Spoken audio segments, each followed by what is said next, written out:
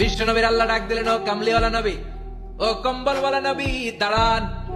বিশ্ব নবী কাঁপছিলেন জ্বরের চোটে, খিচুনির চোটে কম্বল গায়ে দিয়ে শুয়ে রইলেন। আল্লাহ নাজিল করলেন, ইয়া আইয়ুহাল মুজাম্মিল, ও কম্বলওয়ালা।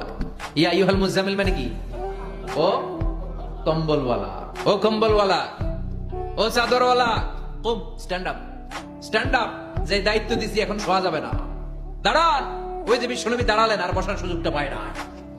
মরার আগ পর্যন্ত আর বসার সুযোগ পায় নাই, শ্বাস নেওয়ার সুযোগ পায় নাই, পিছনের দিকে তাকানোর সুযোগ পায় নাই। চিল্লায় বলেন ঠিক কিনা? অনেক শয়তানি হাতছানি এসেছে, দফায় দফায় নবীর সাথে বৈঠক হয়েছে। বিশ্ব নবীকে মক্কার কাফিরেরা 3 দফা দিল।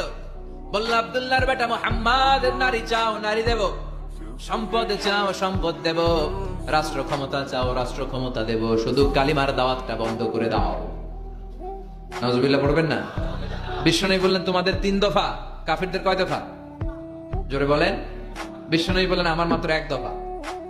কয় দফা? বিশ্বনবী বললেন, সম্পদ না, নারী না, মক্কার ক্ষমতা নয়, লা ওয়াদাউ শামসা ফি ইয়ামিনি, আকাশের দ্বিপ্রহরের জল জলে সূর্যটা যদি ডান হাতে দাও, ওয়াল কামারা ফি ইয়াসারি, চাঁদটাকে যদি বাঁ হাতে দাও, যেই কালিমার দাওয়াত দিতে ময়দানে আমি নেমেছি, গোটা বিশ্বের কেউ এই দাওয়াত থেকে আমাকে পিছু সরাতে পারবে না, কেউ পিছনে নিতে পারবে না।